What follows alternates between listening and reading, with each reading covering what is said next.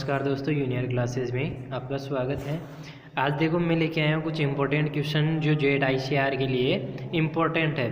तो देखो सबसे पहला क्वेश्चन है, सर्वप्रथम गेहूं की खेती प्रारंभ कब हुई। तो इसमें पूछ रहा है सबसे पहले गेहूं की खेती कब प्रारंभ हुई। तो कब प्रारंभ हुई, 7500 BC पूर्व है। तो इसमें ऑप्शन कौन सा हो जाएगा, सही डी। दूसरा क्वेश्चन है, छप्पनिया अकाल पड़ा था। तो छप्पनिया अकाल कब पड़ा था, 1856 में पड़ा था। कब पड़ा था, 1856 में पड़ा था। तो इसका आंसर कौन सा हो गया, बी। इसके बाद में अपन बात करें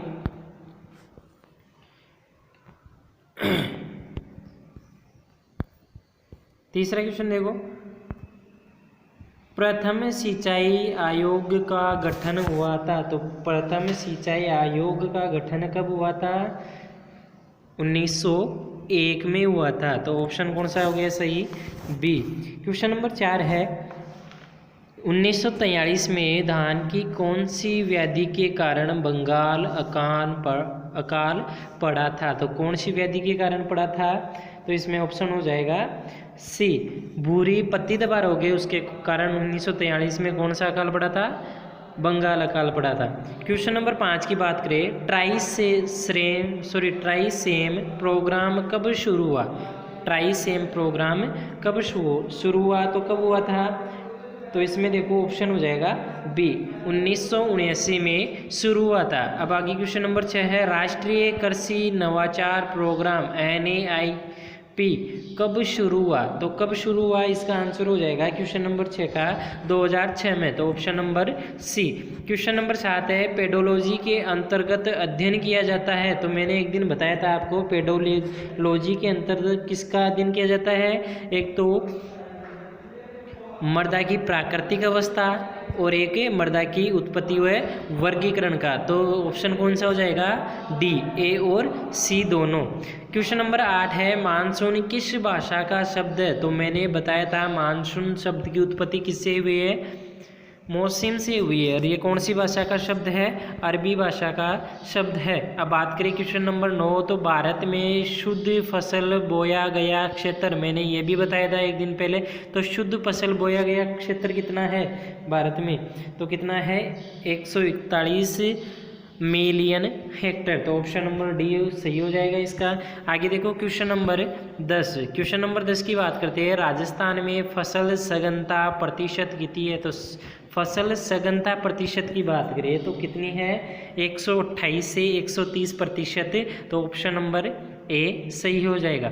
इसके बाद में अपन बात करें क्वेश्चन नंबर 11। तो क्वेश्चन नंबर 11 में देखो, NBPGR का पूरा नाम national bureau of plant genetic resources कहाँ स्थित है। NBPGR कहाँ स्थित है, नई दिल्ली में स्थित है। कहाँ पर है, नई दिल्ली में स्थित है। क्वेश्चन नंबर 12 की बात करें, भारत का विश्व में द्वितीय स्थान, तो विश्व में द्वितीय स्थान किस में है। तो किस में है भारत का द्वितीय स्थान, एक तो गेहूं व चावल में भी है, फल व सब्जी में भी कौन सा स्थान है, द्वितीय। अगर फल व सब्जी की बात करें अपन तो प्रथम स्थान है चीन का, गेहूं व चावल में भी किसका है, चीन का। रेशा व तिलहन उत्पादन में कौन सा स्थान है, दूसरा स्थान है। तो ऑप्शन कौन सा हो जाएगा, इसमें डी सही हो जाएगा, उपयुक्त सभी में।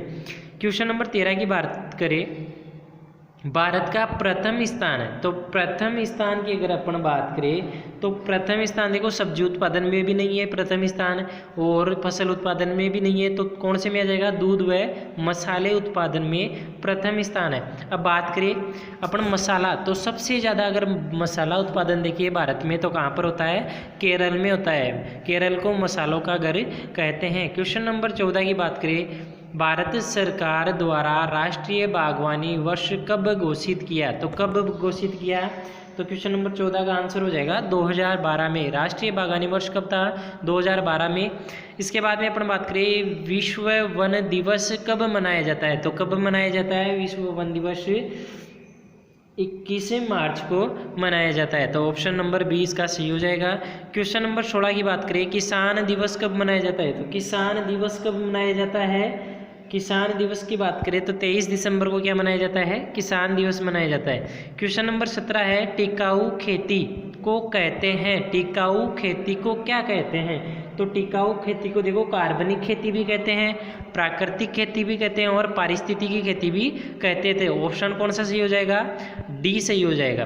क्वेश्चन नंबर 18 की बात करें, समान गति की वायु को मिलाने वाली रेखा कहलाती है। अब समान गति मतलब गति क्या होनी चाहिए? वायु की समान होती है, तो इनको मिलाने वाली रेखा को क्या कहते हैं? तो मिलाने वाली रेखा को कहते हैं देखो आइसोटेक। तो ऑप्शन कौन सा सही हो जाएगा? बी।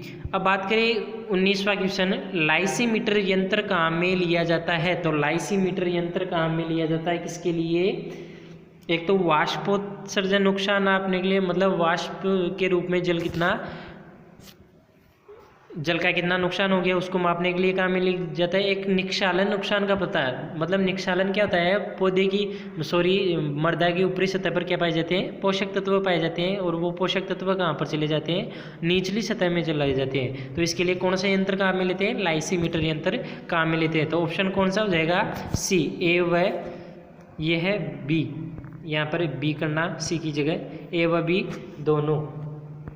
इसके बाद में अपन बात करें क्वेश्चन नंबर 20। देखो क्वेश्चन नंबर 20 है, काजरी कौन से सस्य जलवायु खंड में आता है? अब देखो अपन राजस्थान में सस्य जलवायु खंड की बात करें तो सस्य जलवायु खंड कितना है? 14। ठीक है, तो इसमें काजरी पूछ रहा है, तो काजरी कहाँ पर स्थित है? जोधपुर में। तो जोधपुर देखो कौन से सस्य जलवायु खंड में आता है? तो कौन से में आता है? फर्स्ट ए के अंदर आता है। कौन से में आता है? फर्स्ट ए के अंदर आता है। तो आंसर कौन सा हो गया? ए सही। अब देखो वायुमंडल की क्षणिक या अल्पकालीन अवस्था को कहते हैं। तो अल्पकालीन अवस्था को क्या कहते हैं? इंपॉर्टेंट क्वेश्चन है। तो क्या कहते हैं? मौसम कहते हैं। तो मौसम की परिभाषा क्या होगी? वायुमंडल की अल्पकालीन अवस्था क्या कहलाती है? मौसम कहलाती है। क्वेश्चन नंबर 22 की बात करें अपन, तो वायुमंडल में लंबे समय के मौसम के सार को कहते हैं। तो लंबे समय के, देखो अल्पकालिक को तो क्या बोल दिया अपन ने? मौसम। और लंबे समय को क्या बोल दिया? तो लंबे समय को बोलते हैं जलवायु। ठीक है, तो ऑप्शन कौन सा सही हो जाएगा? सी। क्वेश्चन नंबर 23 की बात करें, देखो राजस्थान में मानसून से सर्वप्रथम वर्षा होती है। तो राजस्थान में मानसून से पूछा है, तो कौन से मानसून से होती है सबसे पहले? तो इसमें आंसर हो जाएगा ए, अरब सागरीय शाखा से। तो राजस्थान में सबसे ज़्यादा बारिश किससे होती है? अरब सागरीय शाखा से। क्वेश्चन नंबर 24 की बात करें, सबसे शुद्ध बीज है, सबसे शुद्ध पूछ रहा है, तो कौन सा है? इसमें ऑप्शन हो जाएगा इसमें सबसे शुद्ध, तो ए मूल केंद्रक बीज क्या है? सबसे शुद्ध बीज है। इसमें अगर आनुवंशिक शुद्धता की बात करें तो कितनी होती है? 100%। और भौतिक शुद्धता की बात करें तो भी कितनी होती है? 100%। ठीक है, अगर आधार बीज में आनुवंशिक शुद्धता पूछी जाए तो आधार बीज में होता है 98%, मतलब 98% की क्या होती है? आनुवंशिक शुद्धता।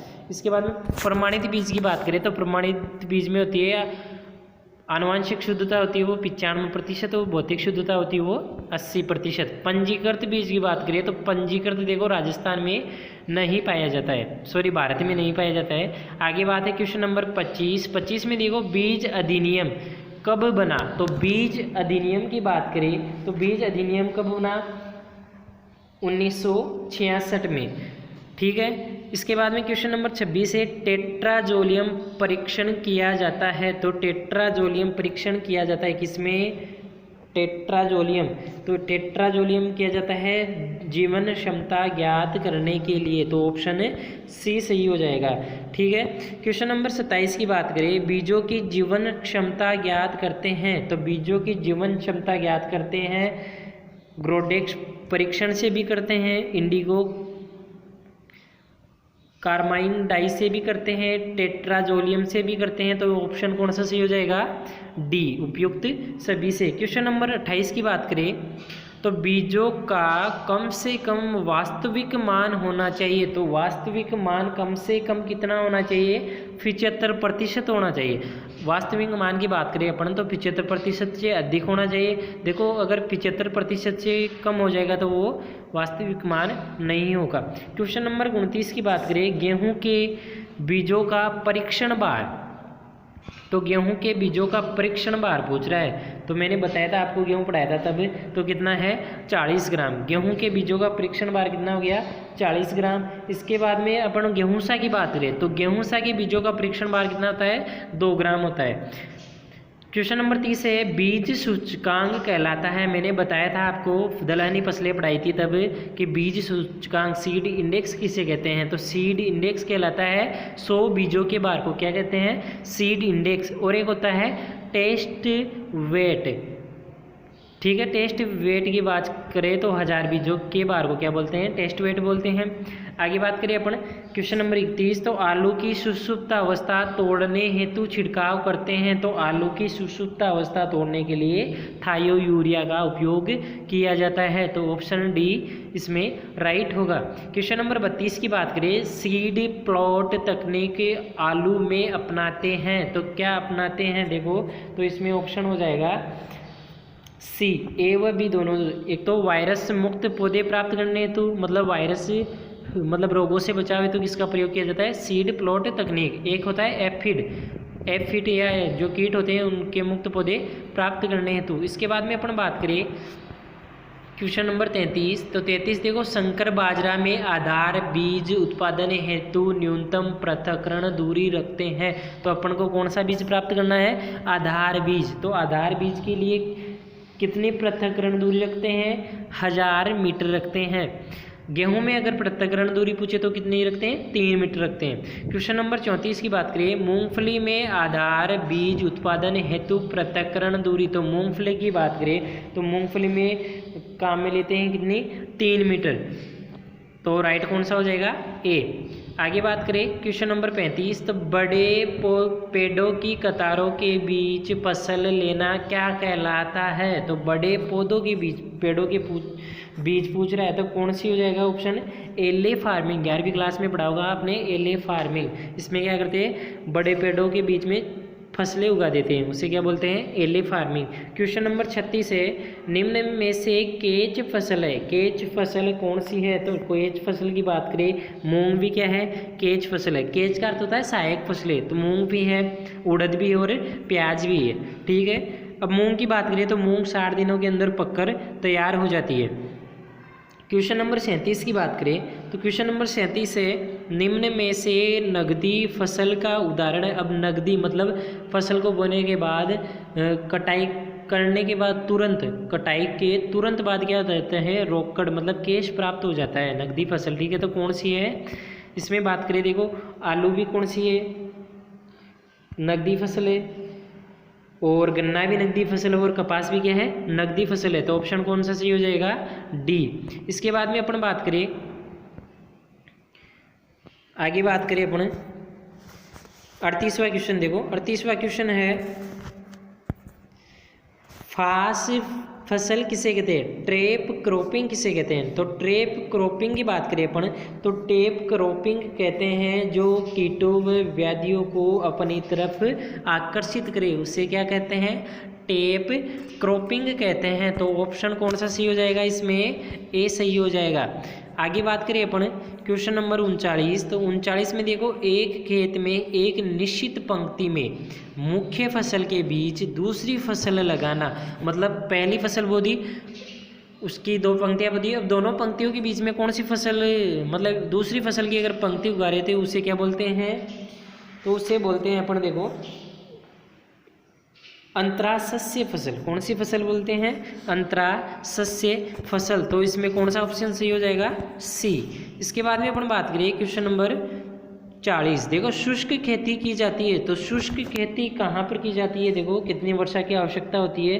तो इसमें देखो 750 mm से कम वर्षा वाले क्षेत्रों में क्या की जाती है शुष्क खेती की जाती है। तो शुष्क खेती में ऑप्शन कौन सा हो गया ए सही हो गया। अब देखो आगे क्वेश्चन नंबर 41, योजना आयोग के अनुसार भारत में कुल सस्य जलवायु खंड कितने हैं। तो भारत में पूछ रहा है, तो भारत में कितने सस्य है 15। अगर भारत की बात करें तो कितने हैं 15। तो ऑप्शन कौन सा सही हो जाएगा बी। इसके बाद में अपन बात करें क्वेश्चन नंबर 42, तो शुष्क खेती में बीज दर रखते हैं तो शुष्क खेती में बीज दर हमेशा क्या ली जाती है, ज़्यादा ली जाती है। तो सामान्य से 10% अधिक। तो ऑप्शन कौन सा सही हो गया, ए। तो इसमें राइट कौन सा हो गया, ए। आगे बात करिए अपन, जल निकास की अधोसतह विधि है। तो जल निकास की अधोसतह पूछ रहा है तो इसमें ऑप्शन हो जाएगा डी, मतलब मॉल ड्रेन्स भी होता है, रेंडम नालियाँ भी होती है, समांतर नालियाँ भी होती है। तो ऑप्शन कौन सा हो गया, डी। ठीक है, इसके बाद में अपन बात करिए, अगला क्वेश्चन है, रासायनिक उर्वरकों को सिंचाई के साथ देना क्या कहलाता है। तो आपने 11वीं क्लास में पढ़ा होगा। तो रासायनिक उर्वरक के साथ दिया जाता है, उसे बोलते हैं फर्टिगेशन। क्या कहते हैं, फर्टिगेशन, मतलब सिंचाई के साथ उर्वरक देना क्या कहलाता है, फर्टिगेशन कहलाता है। तो ऑप्शन कौन सा सही हो गया, सी। आगे बात करिए अपन क्वेश्चन नंबर 45। तो पानी की कमी वाले एक लवणीय क्षेत्रों में उपयुक्त सिंचाई विधि है। तो पानी की कमी वाले क्षेत्रों में पूछ रहा है तो कौन सी सिंचाई विधि उपयुक्त है, तो कौन सी है, इसमें ऑप्शन हो जाएगा बी, ड्रिप विधि। ड्रिप विधि को कहते हैं बूंद बूंद सिंचाई विधि। इसमें पानी की आवश्यकता क्या होती है, कम होती है। ठीक है, क्वेश्चन नंबर 46 की बात करें तो राजस्थान में भारत के सतही जल का कितना प्रतिशत है। तो जल की बात पूछ रहा है तो भारत से कितना, तो इसमें ऑप्शन हो जाएगा सी, कितना प्रतिशत है, 1%। ऑप्शन कौन सा हो गया, राइट, सी। आगे बात करिए अपन क्वेश्चन नंबर 48 में देखो, कपास में अंकुरण प्रतिशतता पूछ रहा है। तो कपास में अंकुरण प्रतिशतता की बात करें तो कितनी है, 65%। अगला क्वेश्चन है, सबसे अधिक अंकुरण प्रतिशतता पाई जाती है। तो सबसे अधिक अंकुरण प्रतिशतता की बात करें तो किस में पाई जाती है, मक्के में पाई जाती है। किस में पाई जाती है, मक्के में। तो ऑप्शन कौन सा सही हो गया, डी। अगला क्वेश्चन है, उत्तम बीज में आनुवांशिक शुद्धता होती है। तो उत्तम बीज में आनुवांशिक शुद्धता मैंने बताई थी आपको, बीज पढ़ाया था तब। तो कितनी होती है, 99.5 से 99.9%। ऑप्शन कौन सा सही हो गया, सी। ठीक है दोस्तों, ये आपके 50 इंपॉर्टेंट क्वेश्चन हो गए। अगर हमारा वीडियो अच्छा लगे तो लाइक करें, कमेंट करें और शेयर करें।